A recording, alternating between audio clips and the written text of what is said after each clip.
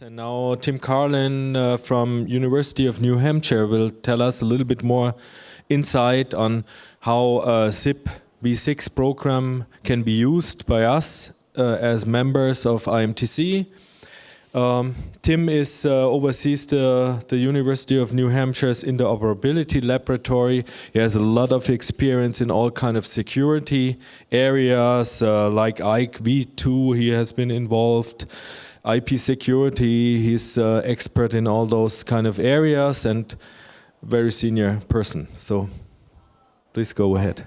So yes, I'm Tim Carlin. Thanks for having me. Happy to be here and show off the tool. Just a quick little overview. I'll try and go through the presentation relatively quickly so we can get to the exciting part. Again, we've seen all these names before, myself, Brad, and Russell, and our email addresses. Oh, thank you. Reverse forward. Okay. So really quickly, just a little bit about the IOL in case you're not familiar with us. We're a neutral third-party test laboratory associated with the University of New Hampshire. We employ around 120 people. Around 100 of those are full-time undergraduate students at the university and around 25 or so full-time staff members, such as myself. We're 100% funded by the commercial industry. Testing ranges from IPv6, voice, video, unified communications, storage, Ethernet, among many other things. We are located in Durham, New Hampshire. So again, the SIPv6 program was set up to test the UCR 2008 change the requirements. That was updated to 2013 pretty soon after we finished the program, but it actually doesn't update too much related to this. So you could equivalently say 2013. Of course, the test tool that would implement the test plan, as well as the test network that Russell mentioned, and the environment to simulate the SIPv6 network. What that amounts to is not just the tools and the devices themselves, but also the infrastructure to connect up to the test bed. So again, the test plan has around 150 documented test cases. Many of those test cases have several parts in them. I think one might even go down to part L. So in that case, the test is very much related to another, but warrants its own test script, basically. So there are the RFCs and some of the things that are covered, and there's a lot more that isn't listed there. Core, neighbor discovery, Slack, basically the IPv6 core protocols in addition to DHCP, IPsec, and SIP as well. Here's a picture of the test suite. I'll show it again as soon as I flip over to my laptop. Pretty much the idea is that it gives you the purpose, the goals of the test itself, where the reference comes from. So if you're curious about, well, why does this test case exist? Can I read the actual requirement? There it is. If there's any test setup that has to be performed ahead of time, sometimes this is just setting a default route. Sometimes it might be more involved. A description of the packets that are going to be sent by the test suite, by the test, or should be sent in order to test the device. And then the steps, actions, and behavior based on those actions. Some tests also have the possibility for some problems that might arise. The idea being here, you might see something that deviates from the test suite. This is okay if it's listed in the possible problems in the same way. Otherwise, it would be something that might constitute an issue.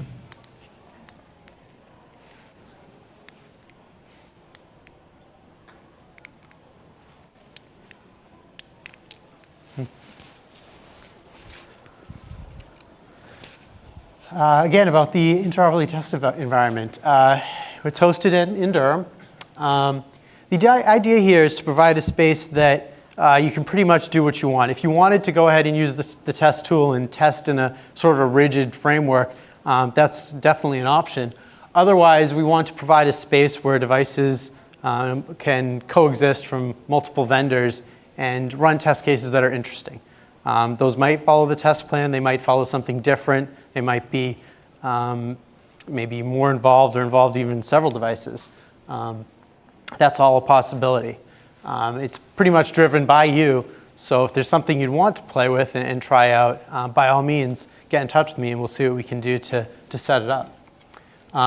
And the last bullet there is we make that test bed in our lab available for group test events or plug fests. Oftentimes these are hosted on site in sort of a free-flowing fashion, but we could also, in theory, do virtual plug fests through this network, if there was interest for that. We'll give this another try. Yeah, it worked that time. Again, the test tool. Around 500 individual scripts implementing those 150 test cases that I mentioned before. It's based on the IOL intact test software. Of course, automated test execution and results reporting. It's important to mention that it is automated in the sense that it will generate all of the traffic for you, and it will analyze and report on all of the traffic that it sees. Obviously, there are test cases where you need to reset an interface, send traffic from the device, these sorts of things. In that sense, it's not automated. That's not to say it couldn't be automated. Again, if this is something you'd like to integrate it into your workflow a little more easily, we'd have to work with you to set up scripts and implement those so that we could actually more fully automate it. Again, that's vendor dependent, so it would have to happen for each device. It's a client-server model. The server does run on Linux. It's lightweight. It just does the grunt work as far as sending and receiving traffic. The test harness is in Java, so it does run on Windows, Mac, and Linux, with the caveat that Windows is one of our newer support paths on that, so please send us bugs if you see them. And of course, you could host the tool on site. It's free for you to download and access through the IMTC website, or you could run it remotely through my lab. Now the demo. Really quickly, I just wanted to give you an idea for what the topology is here. Since it's all running inside my laptop here, it's the client, and then I've got two virtual machines running. One is running our server, and the other is what I'm testing. In this case, just a soft phone, but actually we're just going to look at the operating system itself in this case. The simulated topology, and this is actually simplified from what's actually included in the test suite, but the idea being that these are all of the devices that the test software is simulating behind the scenes. It's not a full implementation. It's not a virtualization. It's really just sending the packets that make it look like these devices exist.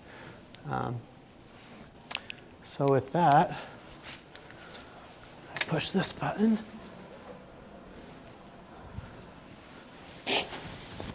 Here's the test tool. I suppose the test suite itself isn't that exciting, but I did want to bring up a test case just to give you an idea for what we're looking at so we can correlate it. When you start it up, this is what you see. I'm going to shorten the sequence quite a bit here so I can stay on time. The idea is you organize the results into results directories. There's no reason you can create a result directory whenever you feel it's appropriate, maybe on a new version, maybe for a different device. But in theory, you'd never have to. It's purely up to you and how you want to organize it. Today, what that does is it creates a folder, and I'm sure you can't see this. Oh, maybe you can. That stores logs and PCAPs. This format, I say today because this format will probably change in the future, but just to give you an idea what's being stored here is the metadata relating to the testing itself. Going back to the test tool. So what you see here, a new test run just creates that directory. The playlist is the scripts themselves, the test cases. We deliver that playlist as a jar file today, and here it is, SIPv6 script playlist.jar. You open that, and these test suites get populated. There's some labels here. Manual means it's a test case where we need some sort of user interaction. The test suite gives you more guidance on exactly what needs to be done there. Basically, something else needs to be done. And you can see this link A here. That just tells you, according to the test suite, which link is being used. In this case, I've set up to only test against one link. So there's one link listed here in the capture configuration. The duck configuration, this is somewhat self-explanatory. It's an interface that you can enter information relating to the device. Mostly this amounts to addresses, something that we can use to generate the traffic to the device for. There's a use IKV2 option here that's related to section 6 or 7, which is relating to IPsec, just to flip on whether you're using manual keys or automated keying. I can envision there being other checkboxes there in the future, perhaps one to enable or disable DHCP, so on and so forth. The big thing here is, as you're using the scripts, please let me know if you find something that is a little clumsy, and I'll be happy to do what we can to add some more configuration. There's the other tabs here. The run summary gives you an idea of how things are looking in the tool in the test run. Pretty self-explanatory, gives you an idea how many times you've run the files. Double-clicking on it brings you over to the Test Details tab automatically, and shows you, again, more metadata about the test suite itself. In this case, it's showing what test suite it is, the version of Intact. The username is something you configure. When the test was run, the result. The user result here is something like, I looked at this test case, and we give you the ability here to double-click on the capture. I didn't install Wireshark on this, so we're not going to be able to look at the capture. I'll load it up on my Mac in a moment. But you look at the capture, and you realize, it might be a pass. It might say it's a pass, but I really want to run this test again. Or, it's a warn. Something where we usually see this is we find that the test case didn't make a determination. It put up an unknown result.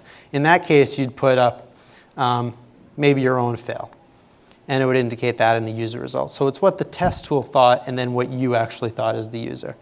Of course, there's an ability to add a comment. And it'll show you the log down here. There's a Messages tab today. It shows you this log. It's not terribly useful for users, to be completely honest. It does show you some information, but as the tool is running, most people step away and let it do its thing. The log is somewhat helpful. As far as starting and running the test, the start will run through all of the test cases. Run selected, as you might expect, will run the selected test case. In this case, it would run 212B. Stop will stop after the currently running test case is finished, and halt is a little bit more abrasive. Stop immediately. Some other things that you can do here are export the results. This is helpful for sort of keeping a report or sending information to folks who don't have the tool readily available. I've already generated the report here. This is what it looks like. Gives you some information that you've loaded, that you've set up into the application. That gets input here in the reservation window. Again, this is the tool we use at the lab to do the majority of our conformance testing. I say the majority. Some spaces use this exclusively. Of course, our Ethernet and our hardware spaces use something entirely different. It's called the reservation because as we're using it internally, that's how we refer to it. So going through the report here, you see the information. Of course, a graph's presented, shows you that this device has passed, is well on its way to passing a vast majority of the test cases, and maybe it's failed a couple. Those are somewhat obvious here in red. Maybe there's some more further down.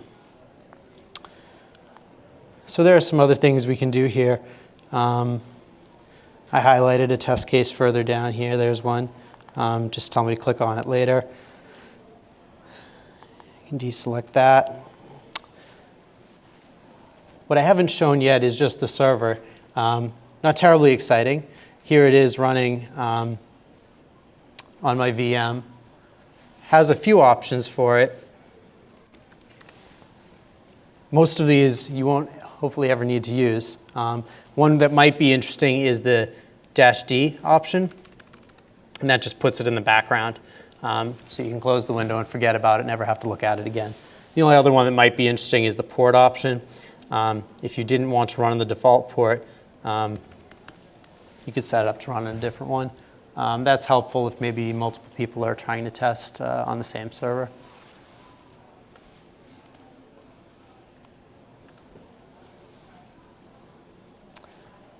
So I can keep talking. Does anybody have any questions as we're going along here? I can keep showing off some more features. Okay.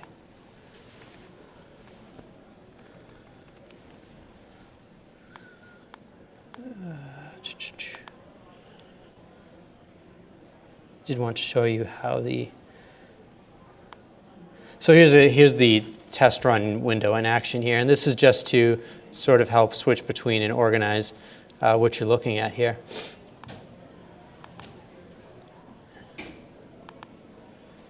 And as I do have Wireshark installed on my laptop, eventually that should open up for us, just to show you what the test case actually did and what you saw. And if we're lucky here, if I have everything set up correctly, nope, I don't. I am not sure what happened there. A little embarrassing. I think it has something to do with the firewall on my machine. But there's some pretty colors, so you can see that something went wrong. Not terribly helpful for the demo, but there it is.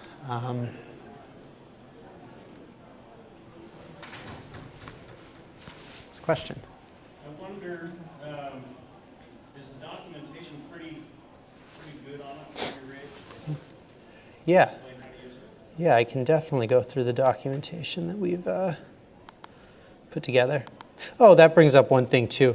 I didn't get to Russell in time. I actually did put up a new version of the test tool on the website, labeled October 2014. I think you'll find if you downloaded this June version today, I think the license inside it has expired. So I'll keep putting up new releases and new licenses to sort of encourage as much as possible upgrading to the newest version. So please do download the October 2014 version. And to answer your question, so there's a few different documents. Quick start guide, which is exactly that, just to give you a very brief overview of how to get started. The installation guide is what you might expect. There's some, depending on your operating system, there might be some configuration you need to do, particularly with the Linux systems. But basically, it goes through step by step what you'd have to do. The installation is pretty straightforward. In most cases, it's just double click on the file. The first time it's started, it tells you how to go through the setup, how to run the server. As far as setting up and downloading Wireshark. What you're really asking for, though, I think, and of course there's a user guide with some screenshots and some more useful information in here. What you're really asking for, though, is the SIPv6 test guide. So this is a work in progress, and the best way to get this updated is as I hear comments from you folks from using the tool, I can update this and help the next person out. But this goes through in great detail all of the configuration set up specifically for the SIPv6 tool itself. It rehashes some information about the test setup, what I went through before about the logical and the physical topology. The software installation, as far as running it. Configuring the test scripts, as I showed you, and specifically what to insert into the fields. Depending on how you're running the system, so today we generally recommend running it on the same system. So if you have a Linux server set up, probably the easiest way to do it is set it up as set the client up right on that server.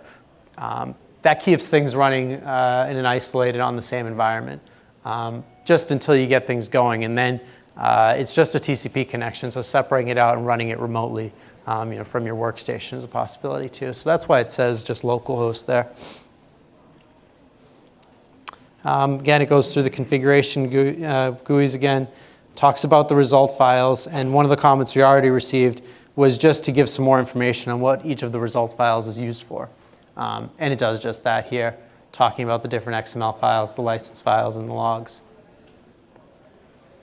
Again, oops, sorry. What I forgot to mention is that the acceptance testing for this deliverable was done by Sonos Networks, led by Brad. So Brad, do you have any comments on the learning curve that your team faced in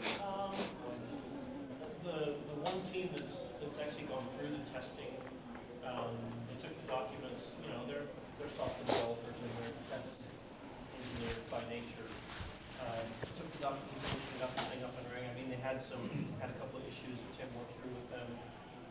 There were some features that just weren't supported on the device we were testing, so we had to skip those tests. But for the most part, these guys took the documentation and got the thing up and running with a couple of questions through email with Tim. I'm not a test engineer by nature, so but I think they So I was asked to just rehash real quickly the question. It was just Sonus, being that they did the acceptance testing for the tool, how was the experience as far as setting it up and using it? And it went pretty well. We are, of course, a test lab, nonprofit. Our first goal is testing. We do the software development as well. What we don't have is a full call center for support. So I am the developer and the support in many cases. So hopefully the tool is simple enough that many issues can be solved. But there were a couple issues that we worked through pretty easily and helped Sonus get through. And I expect that. I expect there'll be some issues with just about everything, and hopefully they're pretty trivial. And please let us know if you find anything else. So one question. It sounds like only one company, one session basically has been done so far on your system. Is that correct? There's only been one company, one session. So in other words, only one vendor has done acceptance testing using the software. To my knowledge, Sonus is it so far, except for what I've done in-house. So I'm asking, Russell mentioned a couple of days ago that the potential is probably in the neighborhood of 100 companies or so, right? So how can we spread the word? Oh, thank you. How can we spread the word? Are you doing some, let's say, communication, marketing, advertising, whatever you want to call it, on your own? How can we get the word out? I mean, the potential is high. How do we realize it? So Absolutely. That's maybe.